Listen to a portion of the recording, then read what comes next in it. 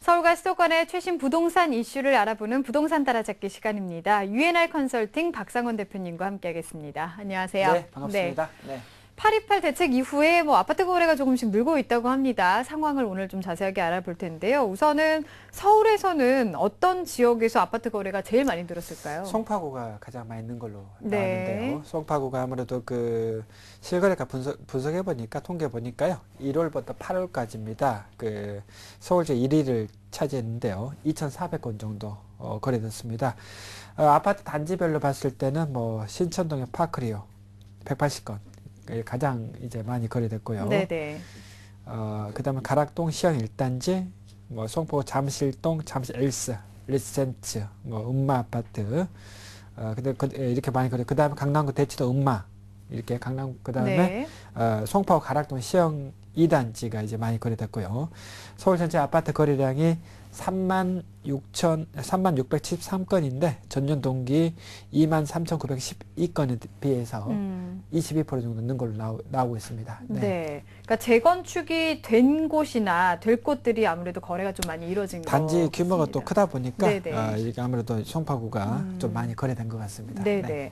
그러면 송파구에 이어서는 또 어떤 지역이 거래량이 증가했을까요? 노원구가 2,383건이고요. 그다음 강남구가 2,326건, 성북구가 1,936건, 강동구가 1,767건, 강서구가 1,723건, 서초구가 1,539건, 도봉구가 1,501건, 양천구가 1,477건, 구로구가 1,435건 순으로 이 거래량이 많이 는 걸로 나타나고 있습니다. 네. 아무래도 그 전체적으로 송파구 같은 경우 말씀드렸다시피 그 단지가 이제 큽니다. 재건축 단지들도 이제 많다 보니까 가락동 1, 2단지 같은 경우 좀 그다음에 잠실에 엘스, 리센츠, 대단지 아파트 이게 지금 상당히 많이 늘어났고요. 네. 그다음에 노원구 같은 경우도 주공 아파트 같은 경우 많다 보니까 매매 가격이 낮은 중소형 아파트가 실수요 위주로 많이 거래됐다. 이게 특징입니다. 중개도 일단 학군 수요까지 일부 겹쳤기 때문에 거래가 활발한 것으로 분석되고 있습니다. 네네. 이렇게 매매 거래량이 늘었는데 동시에 전세 가격 상승세도 계속되고 있다고요? 네, 그렇습니다. 전세 가격이 그 가파른 상승세를 보이고 있는데요. 수도권 평균 매매가를 앞질렀습니다. 네. 지난 10월 첫째 주 서울의 그 주택 평균 전세가는 2억 8,235만 원입니다. 수도권 경기 인천 평균 매매가인 2억 7,895만 원보다 340만 원 이상 더 비싼 것으로 이제 집계됐고요. 네. 서울의 평균 전세가와 수도권 평균 매매가를 넘어선 거는 2006년 조사 이래 처음입니다. 네네. 지난 1월에 서울 평균 전세가가 2억 7,179만 원이고요. 수도권 평균 매매가가 2억 8,286만 원에 비해서 1,107만 원 정도 낮았습니다. 9월 들어 서울 평균 전세가는 2억 8,133만 원이고요. 수도권 평균 전세가가 2억 7,897만 원을 뛰어넘었고 10월 들어서도 서울의 전세가 고공행진을 지속하면서 격차가 좀 더 벌어지고 있습니다.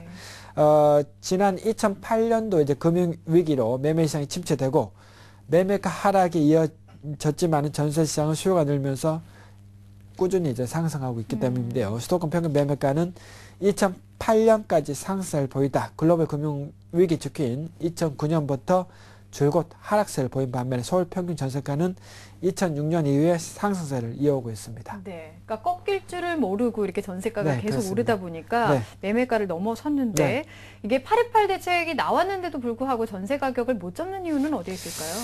아무래도 그 부동산 상승기 때 만든 규제들이 상당히 큰 원인입니다. 그래서 서서히 이제 원위치 좀 시켜서 실질적으로 전세가 매매 수요로 좀 일부 좀 전환될 수 있도록 이 기틀이 이제 마련돼야 되는데요. 집값에 대한 자산 디플레 가격이 좀 떨어지지 않을까 이런 두려움 때문에 전세를 계속 눌려앉은 현상이 가장 크고요. 지금 두 채 중에 한 채 정도는 월세로 나와 있습니다. 나와 있다 보니까 그 단지 내 그 전세가 또 부족합니다. 그러다 보니까 전세가 서로 경쟁적으로 올려주는 이런 현상도 좀 있고요. 그 다음에 그 다주택자의 양도세 중과가 실질적으로 또 영향을 미치는데요. 주택을 많이 가지고 있는 분들이 실질적으로 시장에 좀 매물을 내놓으면서 임대 사업할 수 있도록 하는 것, 그러니까 중과세를 좀 완화시키는 이런 정책 좀 필요합니다. 그 다음에 임대료 인상 상한제 또 실제적으로 좀 근본적으로 좀 야당에서 주장하고 있는데요.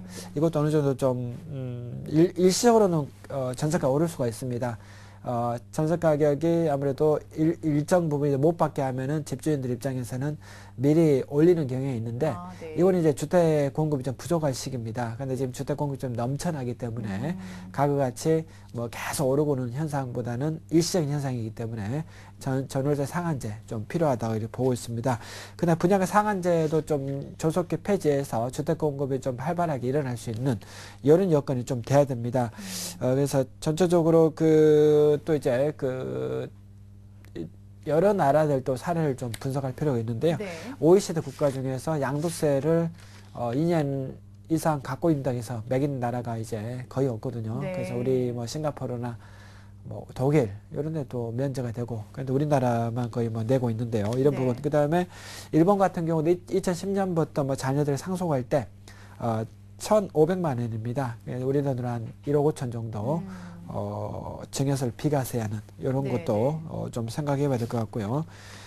미국 같은 경우도 양도소득세를 기존 주택보다 가액을 좀 큰 거 샀을 때는 이연해집니다. 안 냅니다. 나중에 내란 얘기죠. 네. 이런 것도 실제적으로 도입할 필요가 있고 신축 건물 시 매매가 20%를 5년간 무이자로 빌려준 영국의 주택경기 부양책, 뭐 외국인 주택 구매자에게 영주권을 주는 그리스와 스페인 사례, 이것도 실제적으로 좀 필요하고 제주도 같은 경우는 지금 50만 달러 이상 투자하면 영주권 주는 제도도 네. 있는데요.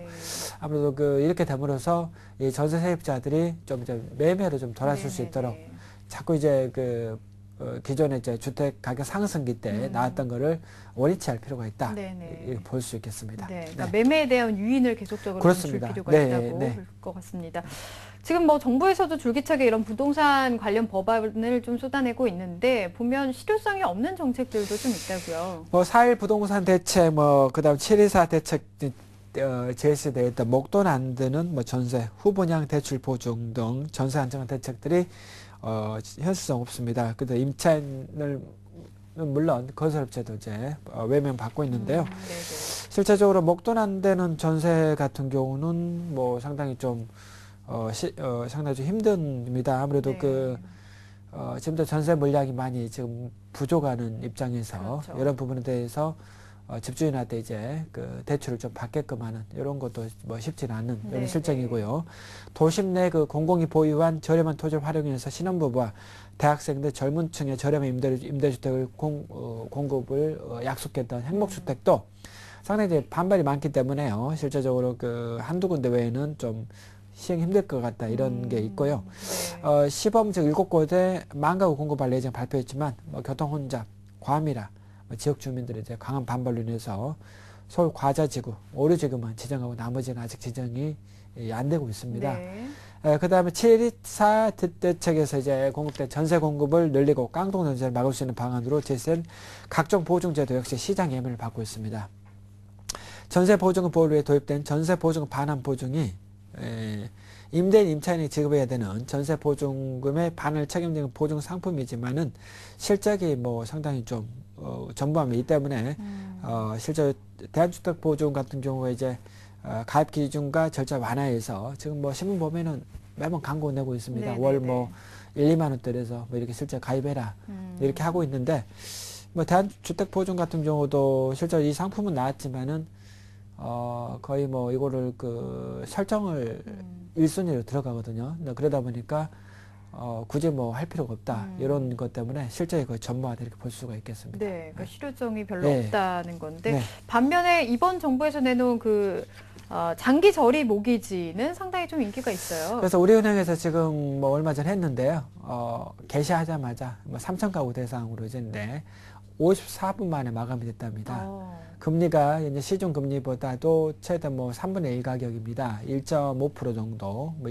그 다음에 일부 이렇게 되기 때문에 뭐 수익 공유형, 뭐 손익 공유형이 두 가지가 있는데 실제적으로 수익 공유형 같은 경우는 뭐 시세 차익이 생겼을 때 나눠 먹는 거. 그 다음에 손익 공유형은 손실도 나중에 팔았을 때 같이 부담하는 건데요. 대부분이 수익 공유형으로 많이 신청을 했습니다. 그래서 생애 최초 주택 구입 자격이 있어야 됩니다. 그래서 뭐 연봉 7천만 원 이하 뭐 세대주 이렇게 되기 때문에 이런 분들이 대거 몰리면서 상당히 좀 인기를 끌었습니다. 그래서 네.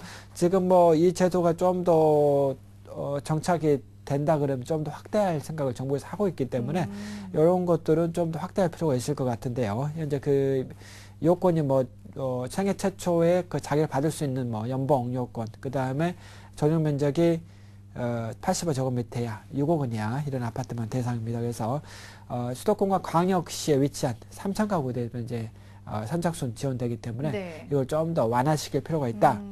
그 다음에 이제 그 등기부당 법률상 소유권이 모두 주택 구입장에 있고요. 취득세 등 등기비용과 재산세 등 각종 세금도 이제 주택 구입자가 내야 됩니다. 그래서 이제 나중에 3년 뒤에 실제로 집값이 올랐을 때 뭐 나중에 돈을 꽂은 금융기관 나눠서 수익을 공유하는 네네. 형태고, 지금 뭐 집값 좀 더 상승을 하고 있고, 금융 1.5%이기 때문에 상당히 인기를 끌었습니다. 그래서 앞으로도 이런 비슷한 상품 계속 좀 나올 필요가 있다라고 네. 생각을 하고 있습니다. 네네. 전세가 이렇게 오르기 때문인지 이번에 마곡지구 중소형 분양에 상당히 또 관심을 많이 보이셨어요. 네, 마곡지구 같은 경우는요, 그 서울의 마지막 대규모 택지개발 지구입니다. 네. 분양가도 주변 시세 80%고 뭐 대기업입니다. 코오롱, 뭐 LG, 롯데, 대우조선해양 대기업들이 잇따라 R&D 센터 입주를 확정하고 수요자들의 관심을 끌었습니다. 실제로 강서구 가양동 위치한 SS공사 마곡 사업관에는 일반 분양 마지막 날인 지난달 30일까지 수요자들의 발길이 이어졌습니다. SS공사에 따르면요, 지난 주말에는 7천, 8천 명의 방문이 다녀가는 등 지난달 9일 이후에 누적 방문자 수가 10만 명에 이르렀습니다. 네. 하지만 마곡지구 아파트 3순위 청약 결과 24단지와 15단지의 총 179가구 미달됐고요. 전체 분양 물량 중 미청약분이 8.5% 그쳤습니다. 3단지 114제곱미터인 경우 82%가 미달되는 등 중소형 썰림 현상이 좀 심화됐습니다. 네. 미달된 평수가 모두 114제곱미터로 중독이 너무 많았고요. 금융결정 자료를 보니까요, SH공사가 서울 마곡지구 아파트 9개 단지 총 2,097가구에 대해 3순위까지 청약 접수한 결과 1, 2순위 청약에 4,973명, 3순위 청약에 1,265명이 몰려서 각각 평균 2.37대1, 1.75대1의 경쟁을 보였고요. 하지만 1, 2순위 청약에선 전체 분양 물량 중에 34.4%인 721가구가 미달되고, 이어 3순위 청약에서는 이중 24.8%인 179가구가 미달됐습니다. 네. 특히 114제곱미터가 1, 2순위 청약에 7단지 1채가 모두 미달됐고요. 이번 분양에서 중소형 59, 84제곱미터 물량이 862가구로 41% 이제 불과했습니다. 쏠림 현상이 3순위에도 이제 나타나는 3순위 통장이 필요 없는 거죠. 네. 인기를 끈 중소형은 15단지 84제곱미터 영이고 남은 물량 24가구 모집에 서울에서만 159명이 몰려서 6.63대1의 경쟁률을 기록했습니다. 네. 중대형에서는 6단지 114제곱미터 H형이 가장 인기였고요. 155가구 모집에 서울에서만 410명이 몰려서 2.65대1의 경쟁률을 보였습니다. 네. 서민들이 많이 청약을 한 중소형 아파트 물량이 적게 나온 게 흠이다 이렇게 볼 수 있겠습니다. 관심이 이렇게 뜨거운데도 지금 말씀해 주신 것처럼 일부 단지가 좀 미달된 데가 많은데 그 이유는 어디에 있을까요? 아무래도 그 마곡지구가 이제 강서구다 보니까 입지상 그 서민들이 이제 많이 몰리는 지역입니다. 그래서 네. 중대형보다는 중소형 쪽으로 많이 공급이 돼야 되는데 전체 물량이 중소형이 좀 작았다. 네네. 이게 좀 단점이라 볼 수 있겠고요. 우선 국민임대 물량 비중이 청약 선택을 또 자유했는데요. 114제곱미터 1, 2순위에서 유일하게 완판된 7단지 같은 경우 국민임대 가구 비중이 8%로 가장 적었습니다. 그래서 임대가족 비중이 25% 이상을 차지하는 2, 4단지, 15단지 모두 미달됐습니다. 그래서 아직까지 그 정서상 일반 아파트가 임대 아파트와 이제 많이 섞여 있는 동은 좀 네. 꺼리는 이런 현상이 아직 좀 나타나고 있다.